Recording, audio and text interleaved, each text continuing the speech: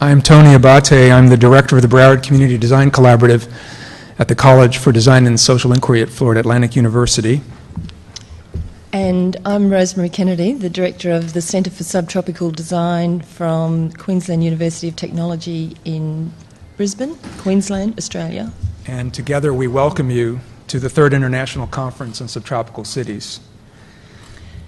Since the inaugural Subtropical Cities in 2006, this conference has provided a forum for the presentation of local knowledge from subtropical places around the world to address the global challenges that we all face.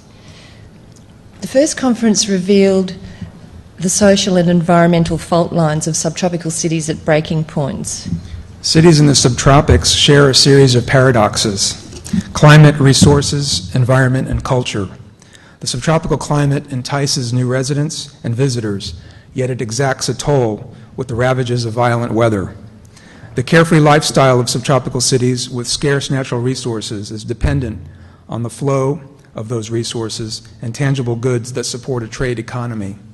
The natural environment is no longer exploitable, as the survival of the human environment is contingent upon the ability of the natural ecosystems to absorb the impact of our actions. The quality of subtropical living is challenged by the mounting pressures of population growth and rapid urbanization, yet urban form and contemporary building design fail to take advantage of the subtropical zone's natural attributes of abundant sunshine, cooling breezes, and warm temperatures. By building a global network of local knowledge, subtropical cities can confidently lead the way with innovative and inventive solutions for fostering resiliency and adapting sustainably to climate change.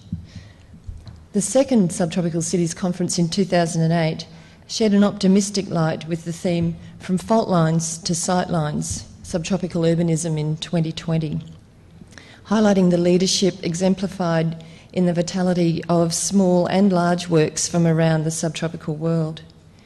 Yet, beyond these isolated local actions, the need for more cooperation and collaboration was identified as the key to moving beyond the problems of the present and foreseeable future.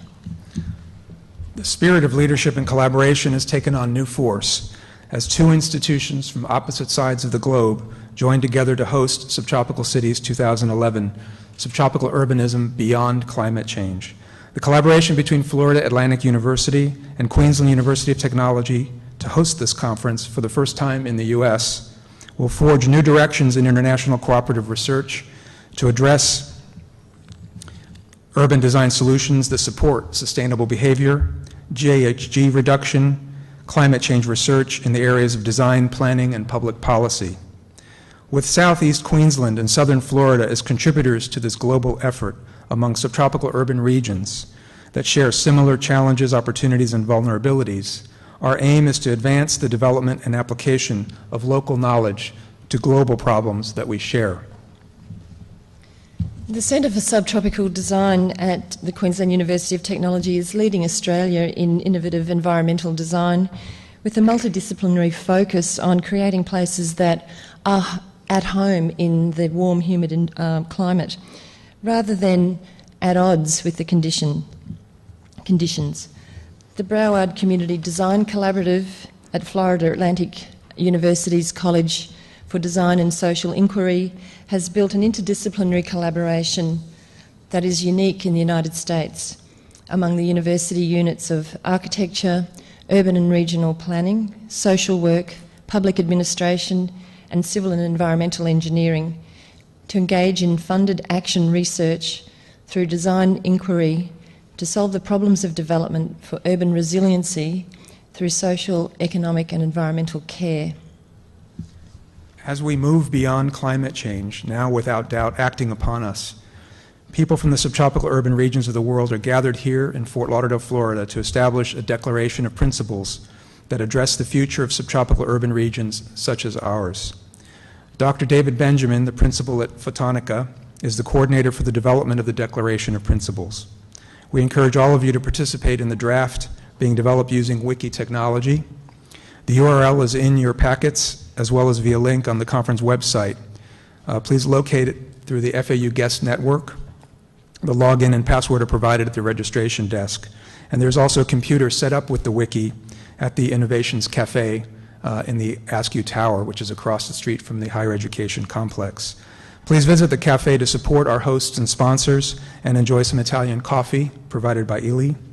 By Friday, we should have a document ready for ratification at the afternoon plenary. Also on Friday, we'll have an opportunity to work with the local community, a first for subtropical cities. This will be a global, local or glocal workshop coordinated by James Murley, Assistant Dean at the College for Design and Social Inquiry and former Director of the Florida Department of Community Affairs. We encourage you to join Jim, world-renowned bioclimatic design expert Dr. Ken Yang, and respected Florida architect and urban designer Bernard Ziskovich, and a crew of local experts on Friday morning as they draft, that is, as we draft, a set of recommendations for our host city, Fort Lauderdale. The city is celebrating its centennial this month, and this workshop is our legacy, the legacy of Subtropical Cities 2011 to its host city. This will be followed in the afternoon by a special closing keynote presentation by Ken Yang. We're getting to the end, I promise. Speaking of keynotes, we have an incredible lineup commencing with this afternoon's speaker, Dr. John Todd. Tomorrow we shall hear from Bruno Stagno, a pioneer of tropical design and founder of the Institute for Tropical Architecture in San Jose, Costa Rica, as well as adjunct professor Peter Richards of Queensland University Technology School of Design and founding principal at the innovative Queensland, Australia firm of Dike Richards. On Thursday morning, we begin with Andres Duani, co-founder of the global architectural firm DPZ and the controversial movement known as New Urbanism, who will share insights into his firm's latest work in Haiti. And in the afternoon, we shall hear from Guy Nordenson, who was the inspiration for a recent exhibition and workshop at the New York Museum of Modern Art. The title of that exhibition was Rising Currents. It occurred last fall. Given the current situation we face economically and politically, Subtropical Cities 2011 will demonstrate the power of local knowledge against global forces, thereby inspiring us toward everyday engagement and action that can make our cities more livable, equitable and green. So we look forward to 4 days of learning and sharing and engaging with the subtropical community and enjoying the beautiful spring weather of this subtropical city, Fort Lauderdale. Now I'd like to introduce David Benjamin, the principal and founder of Photonica, sponsor for our opening keynote address, who will introduce our speaker. Thank you very much. Thank you.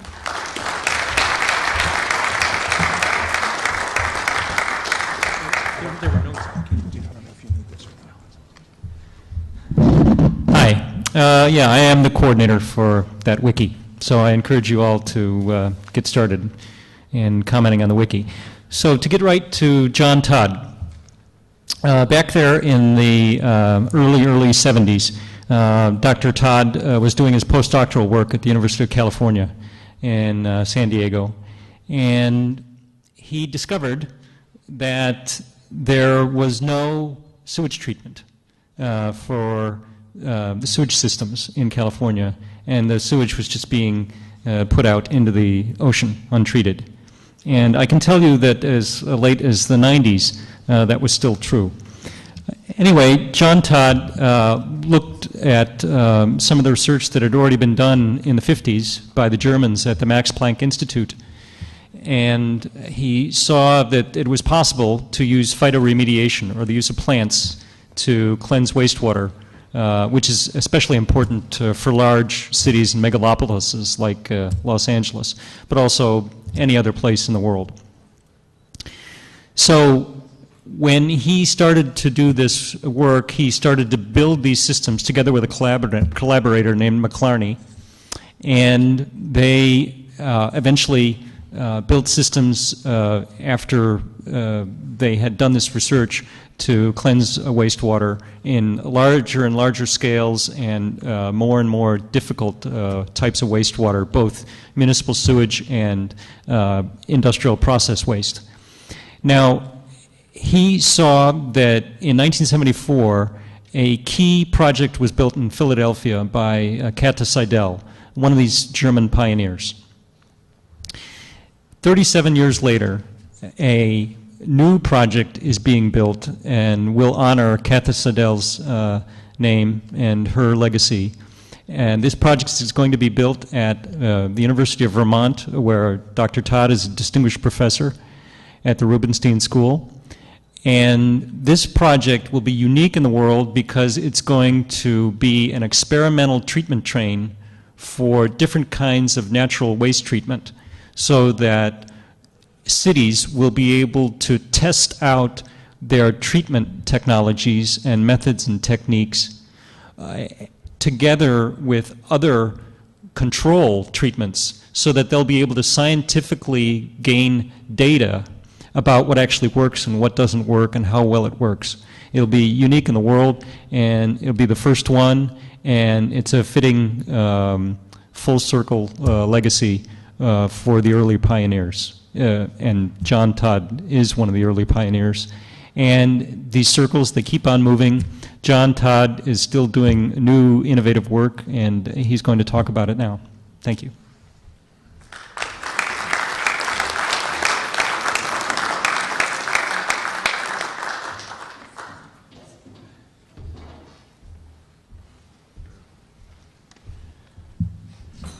Let me see if I can. If at any point you can't hear me, I will not be offended if you shout louder. It's a real honor to be here. I'm no expert on subtropical cities. I'm a designer. As you'll see, I work on a lot of different things. But I'm glad I'm here because maybe I'll get to be friends of subtropical designers. I'm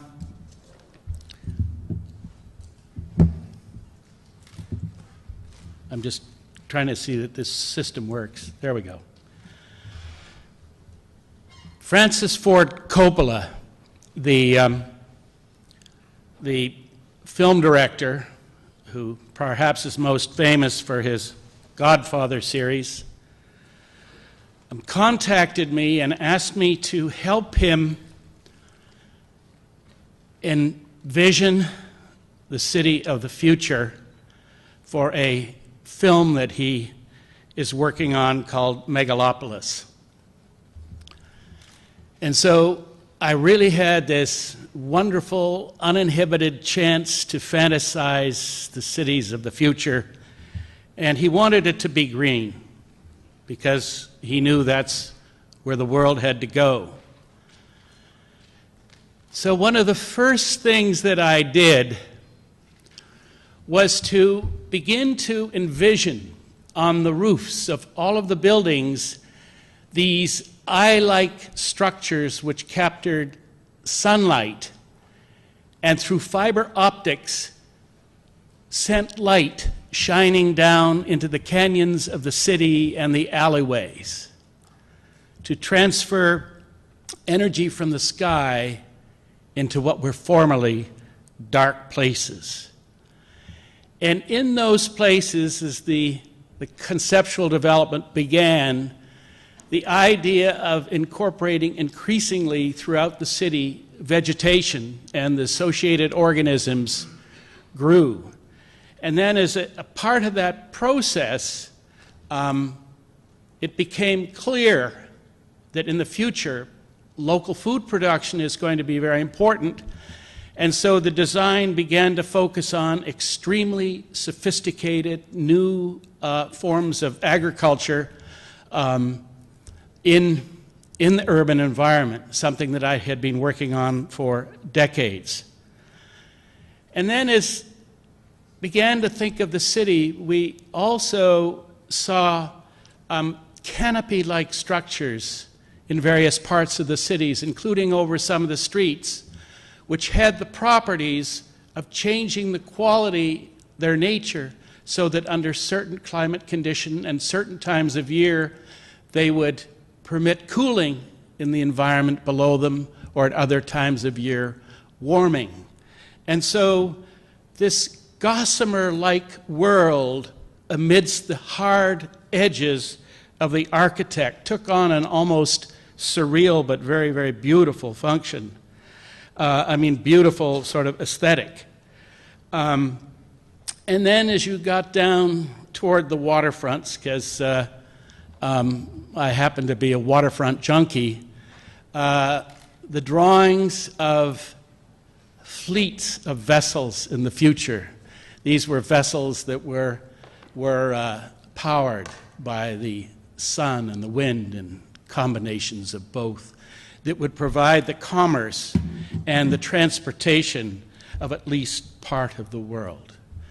It was an incredible experience to have a free rein to design the future with a client who is only looking for the sense of what might be that would, of course, be digitalized. But, of course, in the real world, the future is uncertain. That was certainly alluded to in the introduction. And so what we are doing now, increasingly, is designing in an era of limits. For example, there are great design constraints, and I know all week we're going to be talking about these. Energy supplies, for example.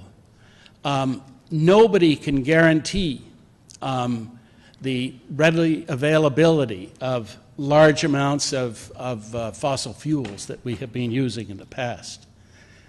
And also the population, as again was mentioned in the introduction, is a conundrum because subtropical cities are to a large degree where most of the people want to be. And this phenomenon, combined with the outmigration from the countryside to urban centers, is putting a powerful stresses on these cities. And then there's also climate, which is a very important factor. And then, of course, there is resource limitations. Certain kinds of materials are getting scarce. For example, phosphorus, which is critical to food production, is rapidly diminishing around the globe. That problem has scarcely been addressed, but there are other kinds, including rare metals, used in some of our high-tech and information. And then, of course, there is the issues of space. These cities tend to be squeezed into coastal zones or estuaries. This slide represents the areas exposed to coastal flooding. These are the regions which, of course, house most of the subtropical cities. I think Miami, I can't see from here because it's behind me, but I think Miami is number 4 in terms of the overall threat to it by rising waters and violent storms. So we are now really thinking about how design moves us into an era where we either develop massive antidotes to climate change, or we develop kind of Aikido strategies that allow us to adapt to the changes. And that may be simply the better way to go. And again, we'll talk about that this week. But what is becoming obvious to me, working around the world in various projects, is that there are transition strategies that seem to work.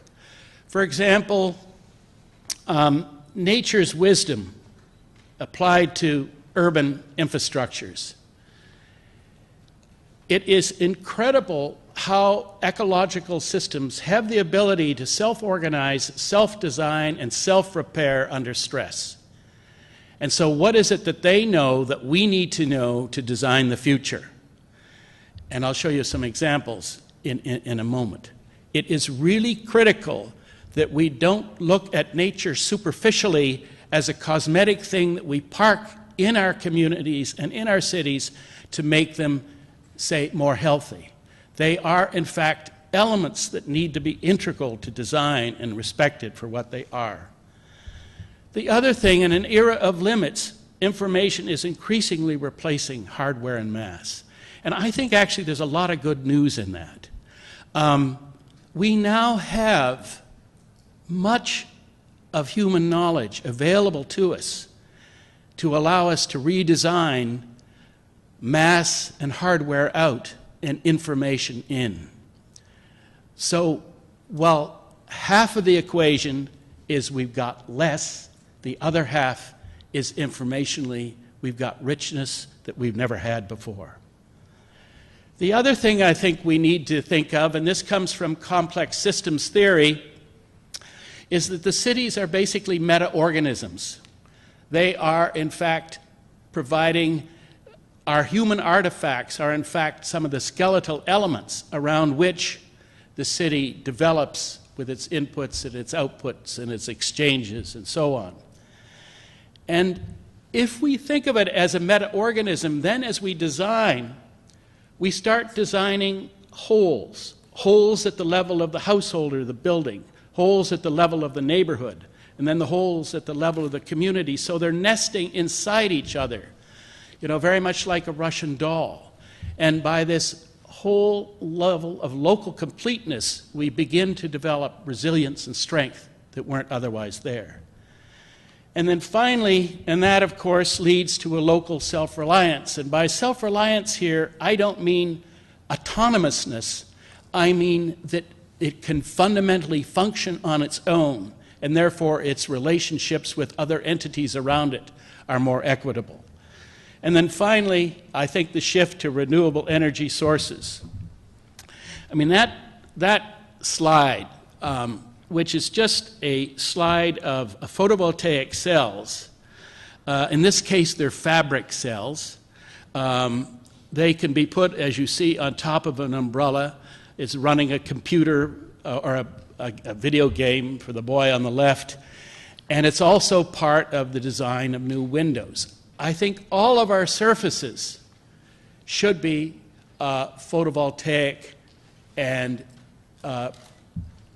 providing local energy. And the subtropical cities are in a terrific position to lead the world in this particular area.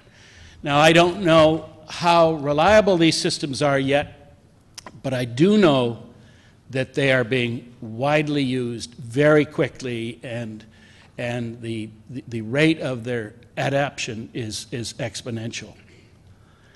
Of course, as David Benjamin mentioned in the beginning, water and recycling will determine to a high degree the fate of the cities of the future. And how we think about water really needs to be transformed. You're looking at a city in South China, Fuzhou, which is one of those cities, like many, that grew up very, very quickly recently. And because of that, most of its sewage could not be treated, and it was simply dumped into the canals that then led down into the oceans.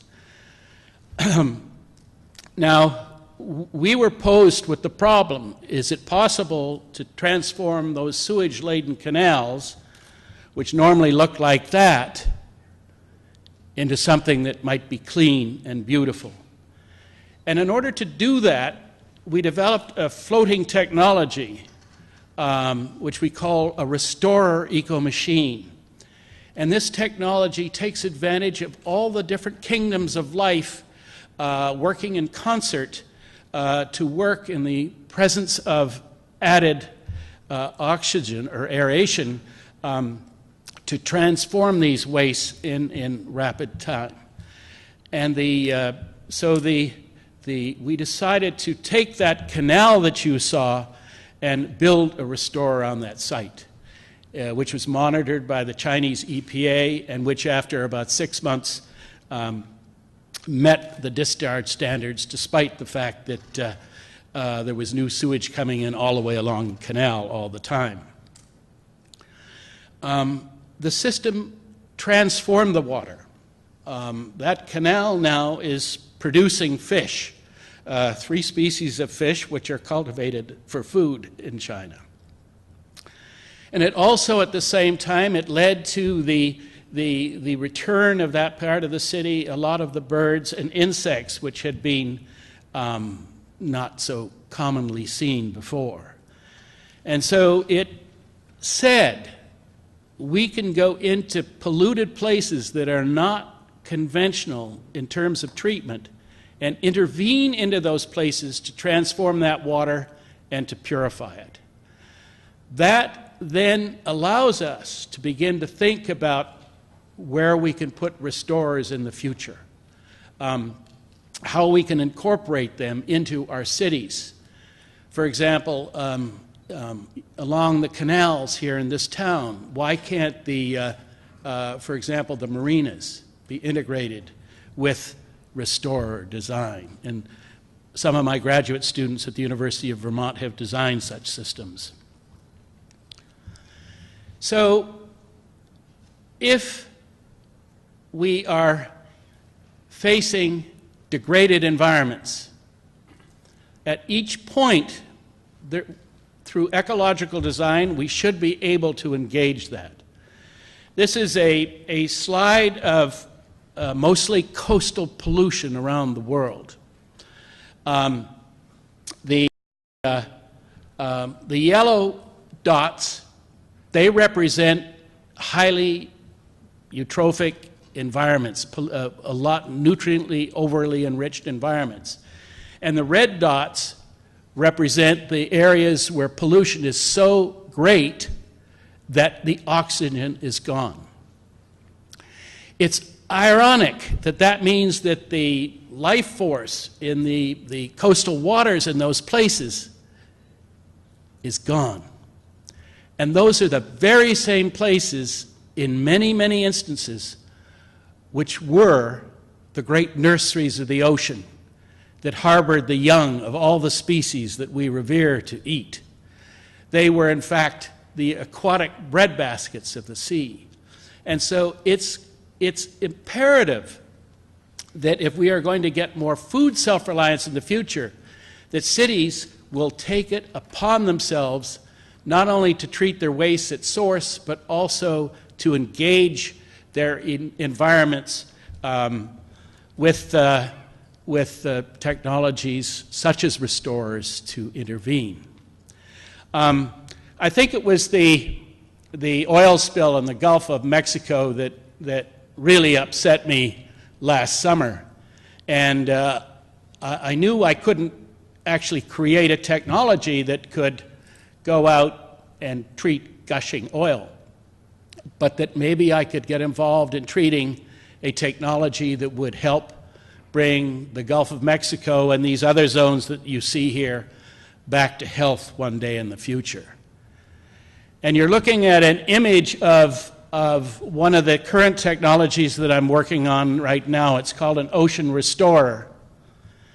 And those sails, by the way, will be made of fabrics that are photovoltaic. So that's a hybrid wind-electric hybrid vessel. And it has to be able to move through the water at about 3 miles an hour and through propulsion. And the reason why you see the classic Chinese rig there is because that is the sailing rig that does not flap in the breeze, and therefore is kindest on the fabric itself, and therefore better for a solar environment. It's a multi-hulled vessel, and between the hulls down to a depth of 10 feet, about 1 billion gallons of seawater will pass each day. And in that zone, that space, which is delineated by the lighter blue in that slide, will be living technologies of 4 different kinds, which derive their basic inspiration from seagrass communities, or in this part of the world, turtle grass communities, oyster reef communities, kelp forest communities, and algal communities, all of which have organisms that are designed to be part of the infrastructure technology under the vessel itself. The early work is beginning. One of the places I'm based is in Woods Hole, Massachusetts, where we have a very active oceanographic community that is providing some of the help with this. But the idea is to create, in the future, maybe fleets of these vessels, carbon-neutral vessels. They could also maybe function as schools, as little oceanographic laboratories for young people, because they'd be out all the time. The possibilities are really quite extraordinary for getting back and returning the bounty that is the inshore ocean's natural legacy, which we've done such a lousy job of managing. Then, in the cities of the future, there's going to be more and more need to reuse water. Water in some parts of the world, as you know, is getting scarcer. In other parts of the world, is getting more as the earth heats up. And in both cases, water is a very critical element. You're looking here at a pond where the waste of a town in Massachusetts on the coast was dumped for years and years. And that pond is unlined and in coarse sand is 8 feet above the drinking water table of that town. And when I looked at that waste, all of the Environmental Protection Agency's top nasty 15 compounds were in it. They're so-called priority pollutants. And the question then was, can anything be done about it? Can anything be done about it cost effectively? The first thing that I did was say, sunshine is perhaps the greatest gift that all life has. And so why don't I build a sunshine-driven technology using clear tanks to treat this waste? And so there is the treatment system, and it's strung together through piping so that the waste flows from the left to the right. The other thing I did was to say no single environment has the organisms alone to treat these wastes and the heavy metals. It's going to take a whole bunch of new ecologies, and so over a dozen environments in the area, from salt marshes to wet places in the woods to a pig wallow on a farm, contributed life. And literally thousands and thousands of species was put into the tanks, and they very quickly self-designed and self-organized into this system. And there are 21 tanks there, and each one of those tanks is a different ecology. And each one of those tanks is a unique ecology adapted to the strength and the characteristics of the waste at that stage. And it couldn't have been done without this thousands of organisms. To give you an example, just one minor group of organisms in that system, the protozoans, there were 148 species were found. These ecologies are not like any ecologies on Earth, but the organisms in them, biologists recognize. They know them from other places and other associations.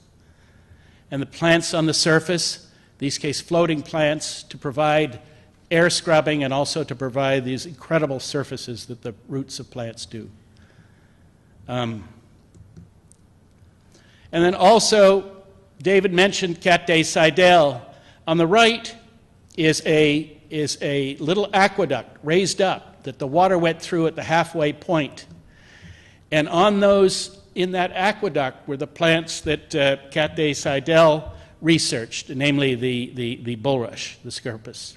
And they helped transform the water.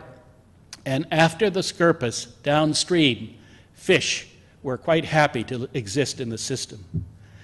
And so after 10 days and several hours, the water came out the other end like that. The heavy metals were gone from the water. Several years later, we found out where they went. and the priority pollutants were all 100% removed from the water except one, which was 99.99% removed.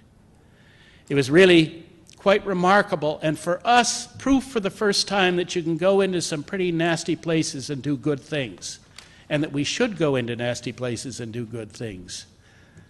And also, the classic idea of sewage treatment used to be just run a pipe into the sea or into the river. Still happens for most of the world. And then we began to develop large centralized sewage systems that are effective but use a lot of energy and a lot of chemicals. And in many communities around the world, the energy costs alone prevent them from operating their sewage treatment plants.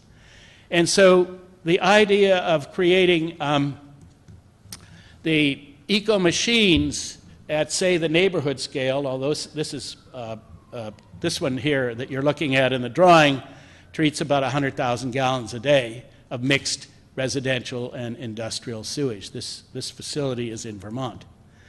And that's the interior of it. If you walked into that place, you wouldn't know it was a sewage treatment plant. It doesn't stink.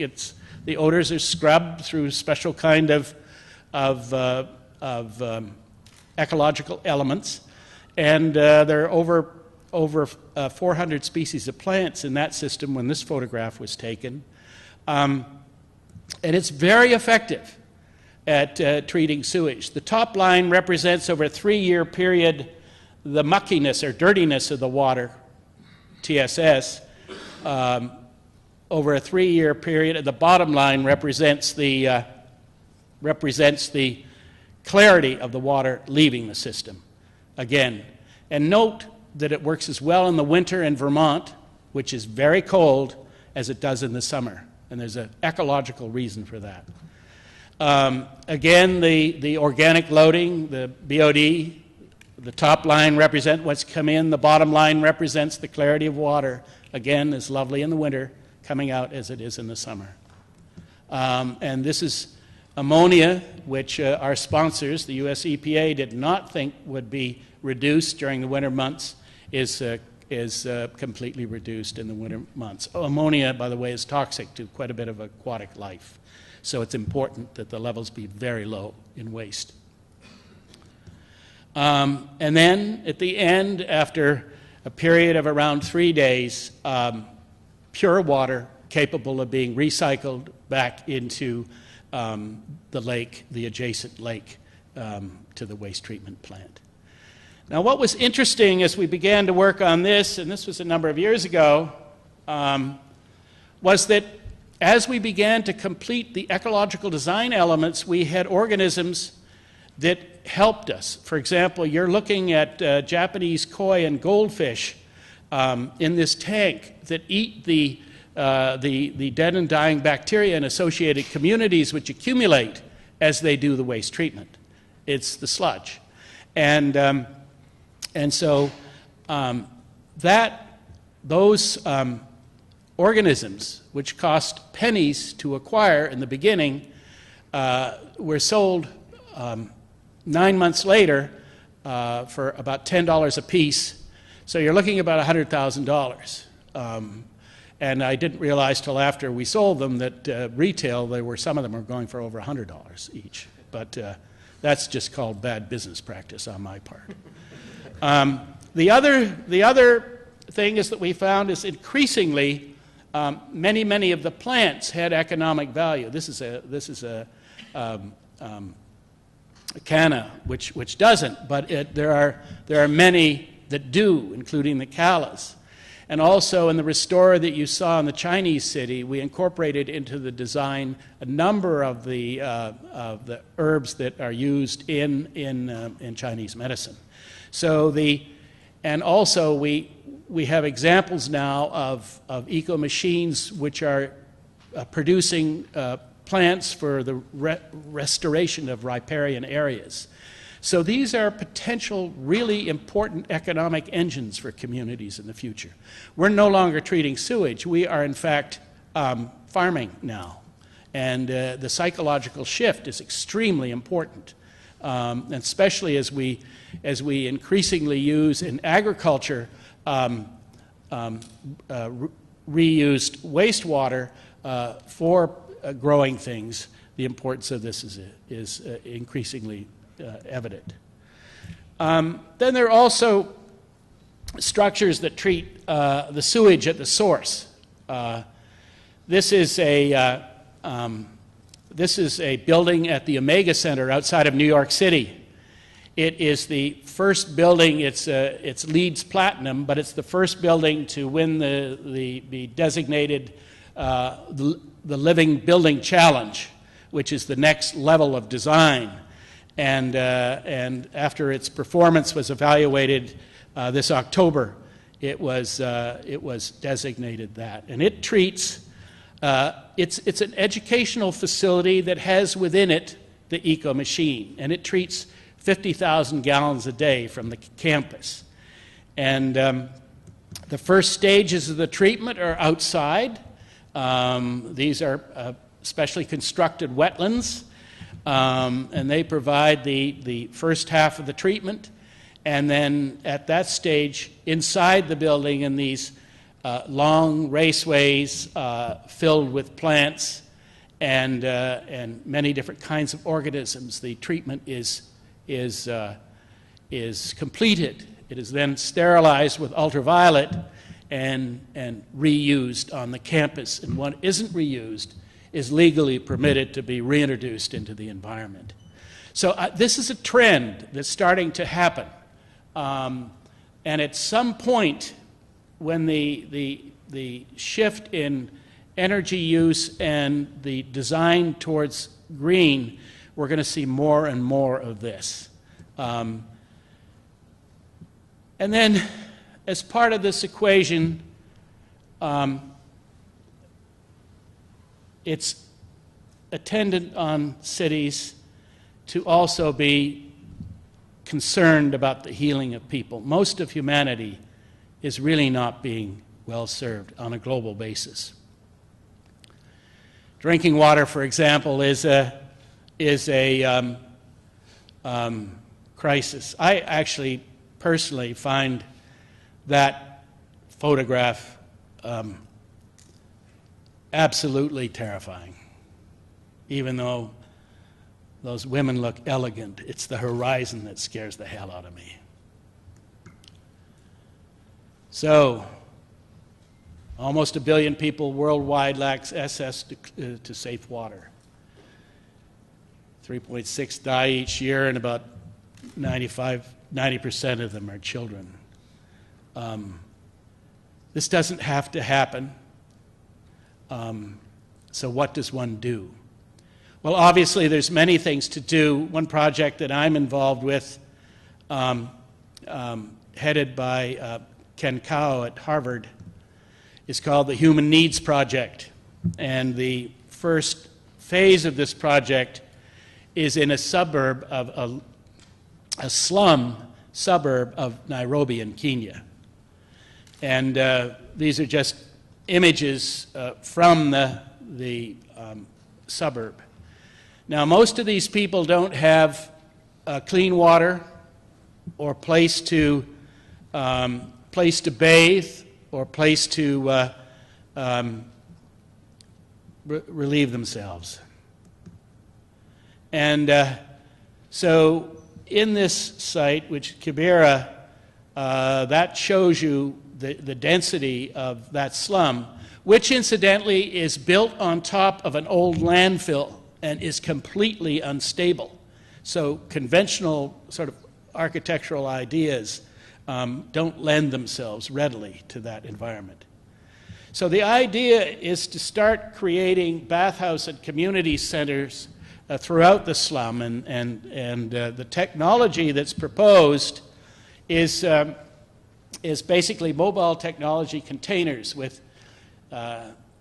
each container housing its own particular infrastructural needs.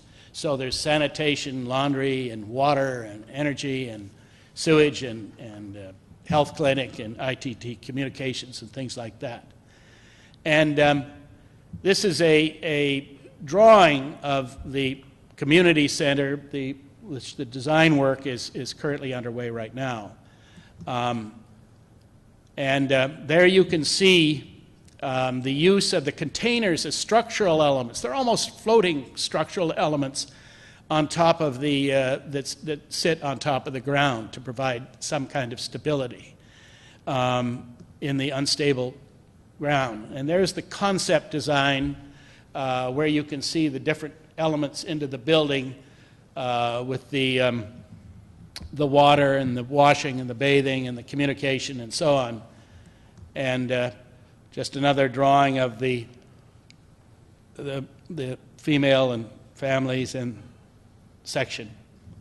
And then the sections are separated by the Wi-Fi clinic because that's one of the things that the community wanted as much as anything. And our role in this is to design the sewage treatment plant to recycling so that the water can then go and be reused in the surrounding area, particularly along the railway zone, for building up the ecological elements in the area, the fruit trees and some of the crops and so on, which you see in these sketches. And the first of the systems, the prototype system, is actually going to be tested at Cisco, which is an IT communications company in California. And when the idea of the stacked shipping containers ecological waste treatment is proven, then the next one will be in this community in this suburb. All of this is kind of stalking around to the idea of feeding people. We've attempted to clean up the water, to make it reusable. We attempted to provide livable environments as much as possible. And but the feeding people is becoming increasingly important. Many of you have been reading about food deserts in urban areas, particularly in the United States, where people have a hard time getting to supermarkets with a variety of foods. And so they end up living off of junk foods and then end up off of being ill. So that has to change. And so I think one of the greatest challenge, and I'm glad to see that this conference is addressing it, is to look at new forms of urban agriculture. If we're going to feed the world, if it grows to what's expected, we aren't going to be able to do it by finding new farmland. That game is pretty much over. We can create new farmlands, but that's a different issue. So a lot of the food of the future is going to have to come from being created within the built environment. It's no longer a luxury to have urban food production. It's rapidly becoming a necessity, and I think it's a worldwide phenomenon. So urban agriculture is the new frontier, and there are two ways to do it. One is to go top down, and that is to imagine big systems, probably corporately managed, and certainly supported by city governments. And so increasingly you're seeing these architectural fantasies.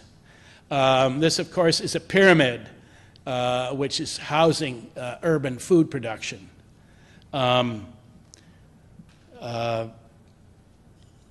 There's another one. Again, a structure designed specifically for food production. And another. I don't know about you, but if I was a lettuce farmer, I would have a very difficult time paying a rent on a structure like that. And I just don't think, I think these are more, and I hate to say this because Many of us are architects. I think these are architectural fantasies. And this one is one in Holland.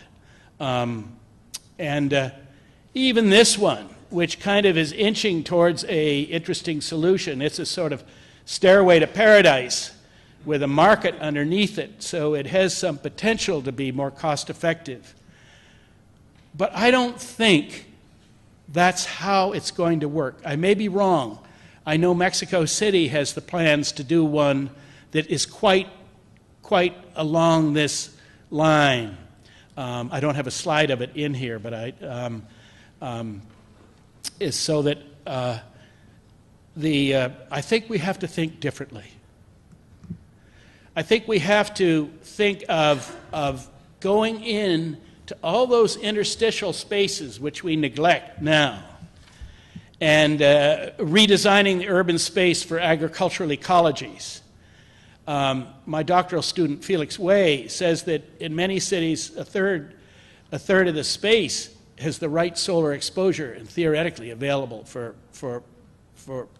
food culture. Here is his analysis using the GIS of this urban space in Baltimore, in Maryland.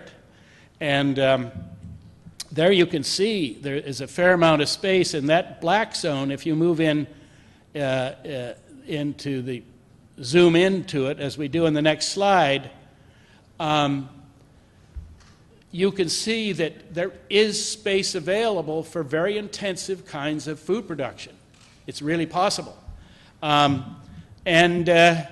Baltimore may not be a typical example because it's had a lot of out-migration and therefore a fair amount of abandoned land. Felix also works in New Orleans and says the situation is somewhat comparable there.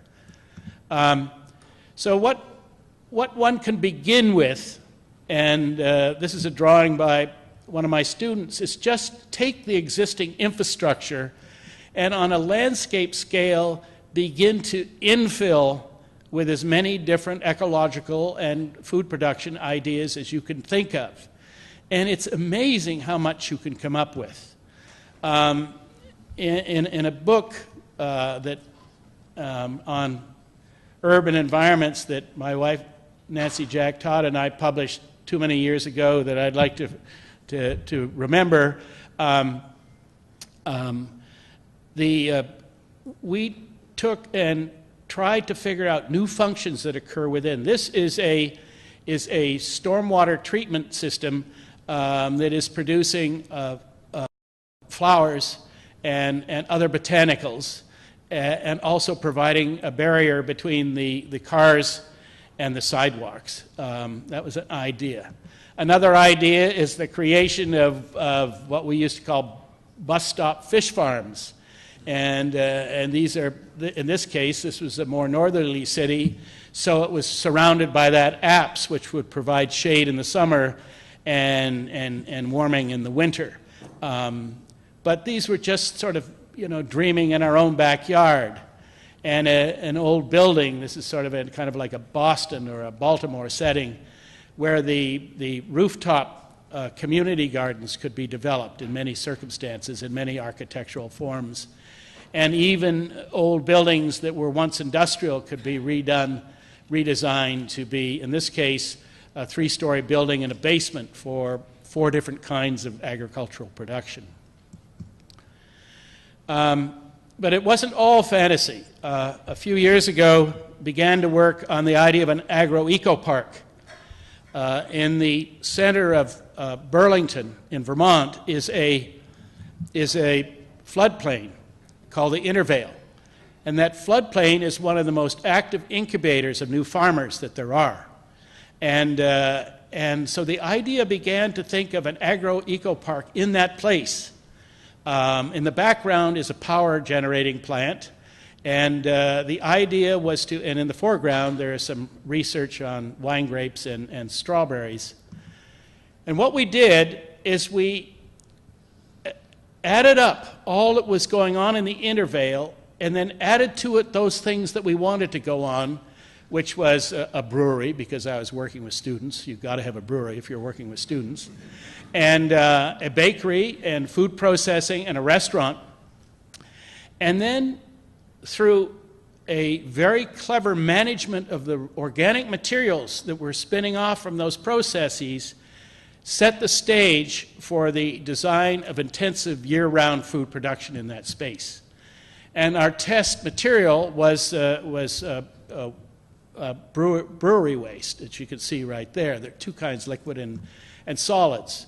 And the idea was to take the liquids, and we designed an aquatic farm, inspired, incidentally, by the way eelgrass communities in the ocean are designed to grow intensive fish and hydroponic foods, all in the same system. And that's a drawing of it there. And this is an example of the prototypes that we were building and testing.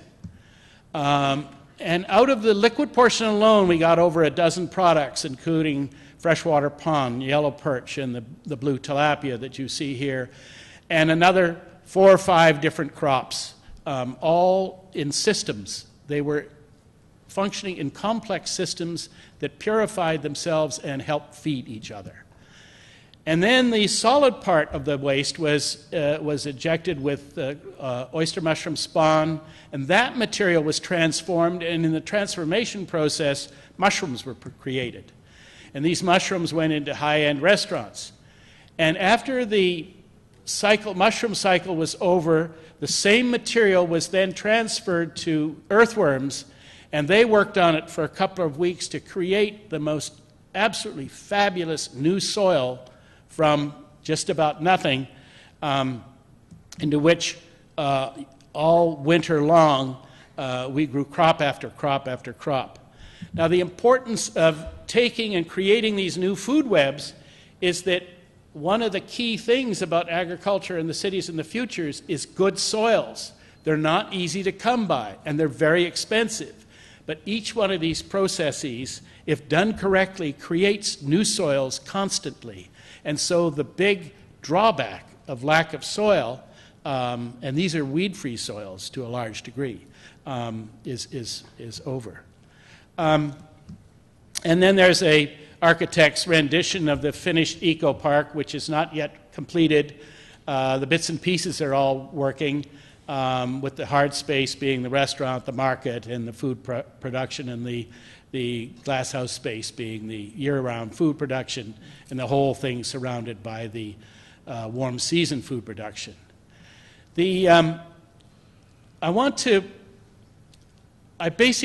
Tonight, I've talked about water, waste, food, climate, and the built environment.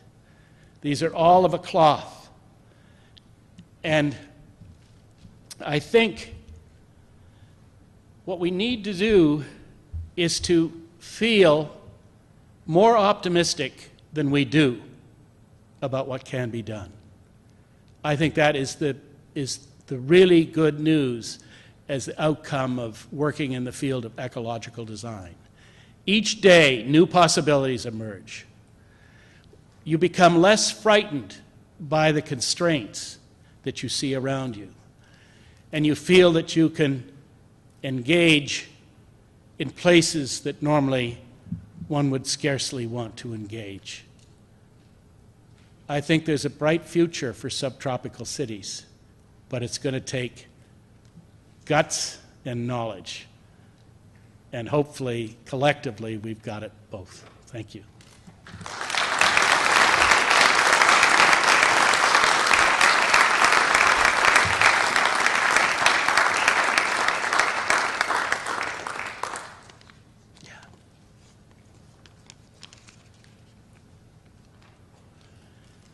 I have been asked if I would take questions.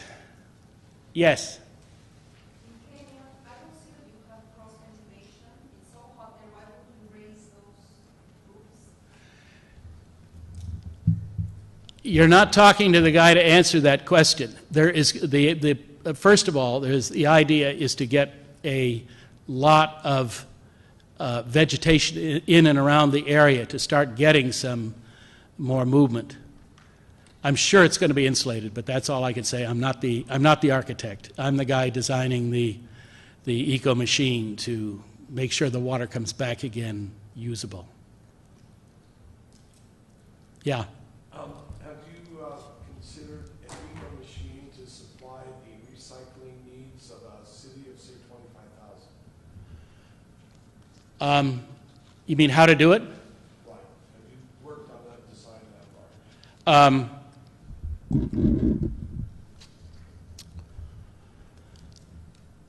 Well, I would think that the community that's on the Bima Canal is just about that size. And I know how we would design it. We have a system that treats industrial waste that's that scale, about 1.5 million gallons a day of high-strength waste, 10 times sewage. And that could integrate both human waste as well as industrial waste in your system? It depends what you want to do with it. You might want to keep them separate.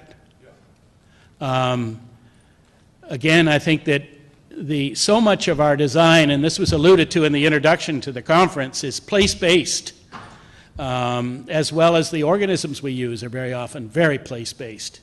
Not so much in the north, because all our plants in the winter go to sleep and lose their leaves.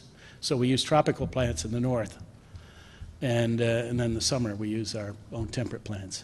If you had individual sewer drain pipes filtering into your system that were segregated into different types of waste, would that allow it to work better?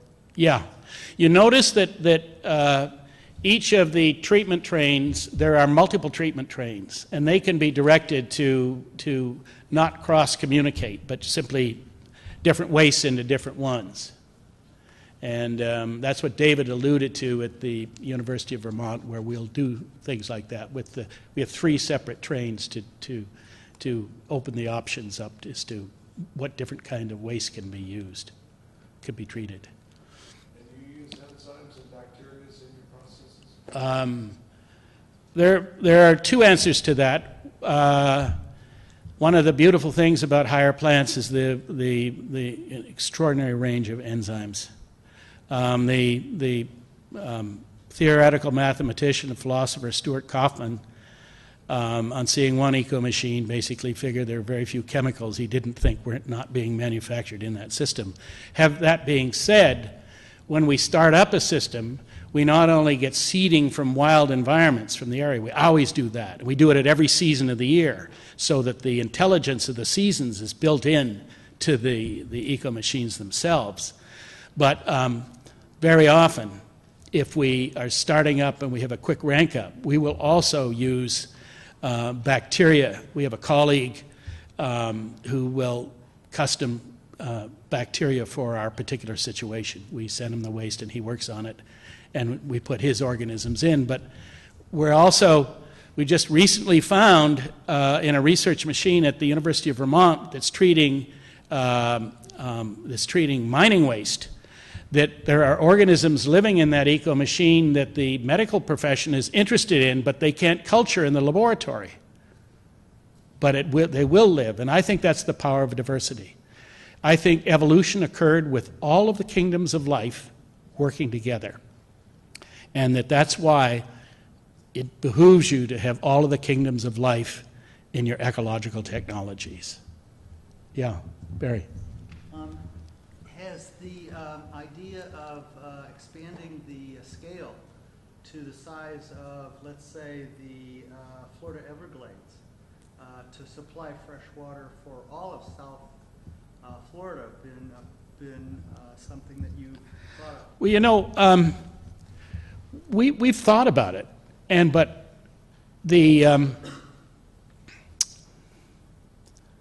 and we've had we built our first waste treatment system down here in Corkscrew Swamp 20 years ago, and it's still humming along. Doesn't know when to quit. And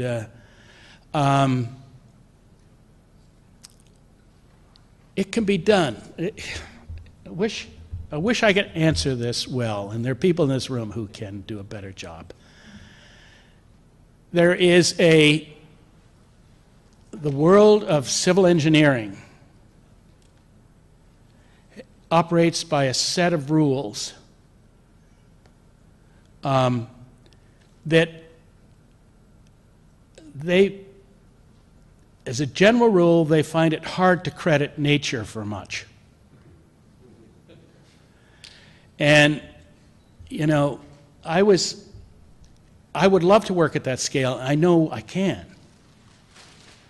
But I was reminded once of Bucky Fuller once said, God, if you're working and you're just a few years ahead of the pack, they'll recognize what they're doing and they'll bring you down. He said, if you go 20 years out, they'll just think you're crazy and leave you alone.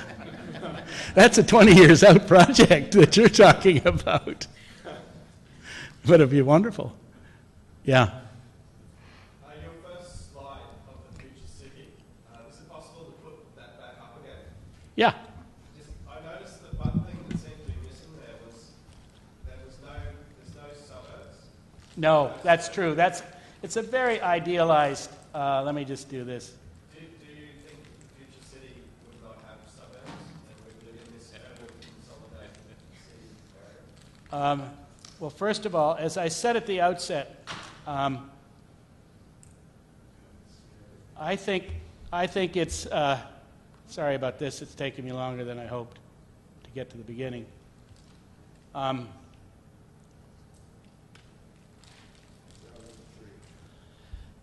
think that's probably, a city, let's say, on the Mediterranean, coming down off the rough terrain into the to the sea and probably backs up into hill towns. It's a fantasy city. It's by no means real. It's not my drawing, but I think they're going to be suburbs. One of the nice things about this city, looking out over the city, if you exclude the beach, there is an enormous amount of vegetation. There's a very nice balance in Fort Lauderdale between the built and the botanical environment. I like that balance a lot. But that city is a mythical place. But hopefully there are elements of it that will reflect the spirit of the future. Yes? Yes.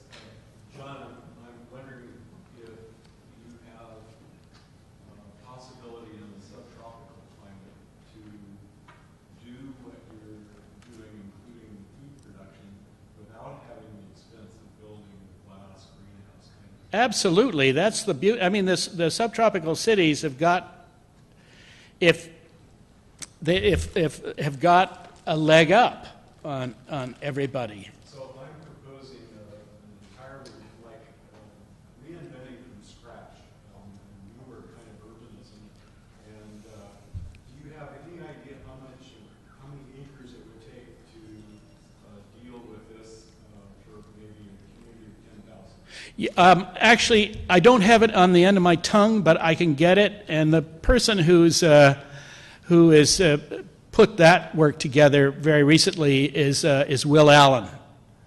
And he's also looked at the economics. Now, his upper economic figures, which I think is something like $300,000 or $400,000 income an acre. Yeah. Fairly low-cost systems, but I think he averages about 1.5. The production capability is, I think that organization, if you Google it, is called Growing Power. Growing Power. It's in Milwaukee, and a former graduate student of mine is working on his doctorate looking at elements of that system right now.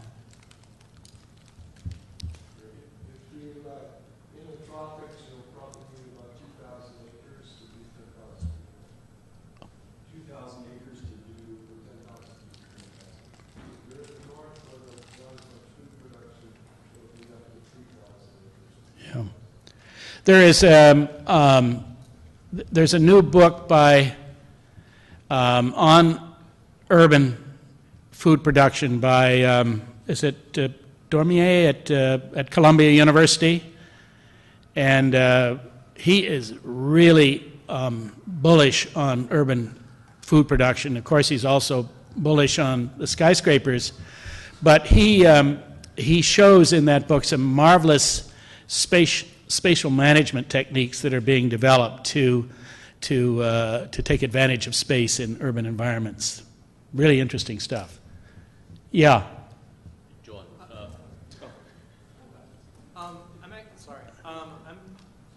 Who's talking? Rosemary, sorry. You want to get me off the stage, and I. Well, you're so sweet about it. You just didn't say, "Bug off."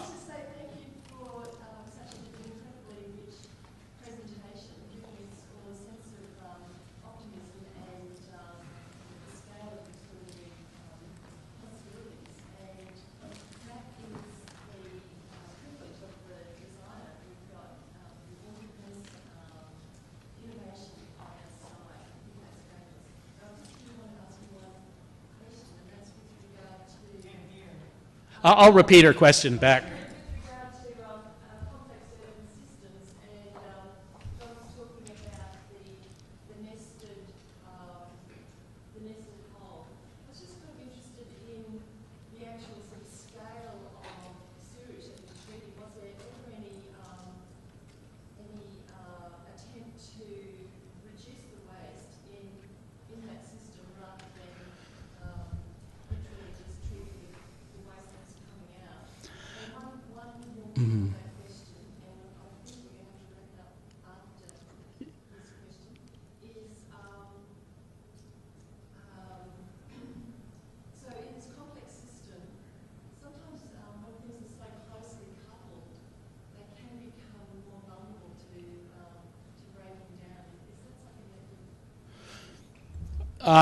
Can I start with that one? And I'll be really brief because this could be quite a long conversation. If your point is correct, if there those, the question was if the nested systems are closely coupled, there's a possibility of collective vulnerability. And what I would love to convey is the possibility of the genius of nature is that it has somehow mastered the idea of autonomousness with interconnectedness. Every cell in our bodies does all of the things that a living organism does. And yet at the same time, it's utterly in association with adjacent, equally autonomous systems. That's the genius of nature. The closer we can get to that in terms of design, the better off we are. But I will also add, we're a long way from it. But it's a design goal. It's kind of like carbon neutrality. Keep it in your mind. Carbon sequestering is a strategy. Keep it in your mind every time you design. And it'll move forward. So, yes. Oh, yes. Well, we publish a journal, Annals of Earth, and I have a few copies here. But if any of you would be interested in getting a copy, please leave us your address, and we can mail you a copy. We'd be very delighted to do so. Is it available online? Pardon? No, in print. Yeah. Unless you're a member who is in Australia and prefers to get it electronically, that's the exception we make. Thank you. Are there any other questions for John? Thank you. One more. Yeah. I'm actually doing a master's thesis on aquaponics, and one of my questions is, when you're bringing in all these diverse species, you have all sorts of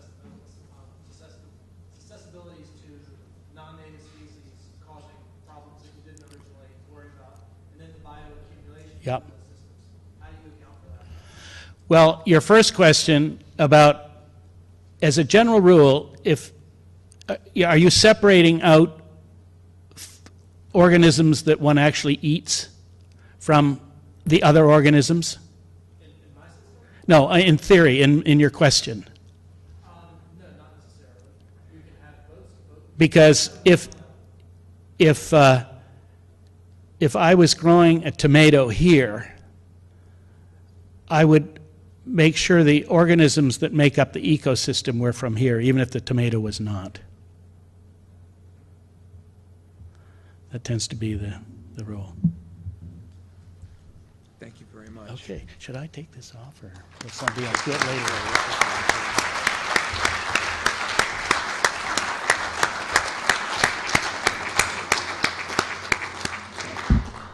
I want to thank John Todd, and I want to thank everyone for attending. Those who have signed up for the opening reception, I encourage you to walk directly to the Women's Club.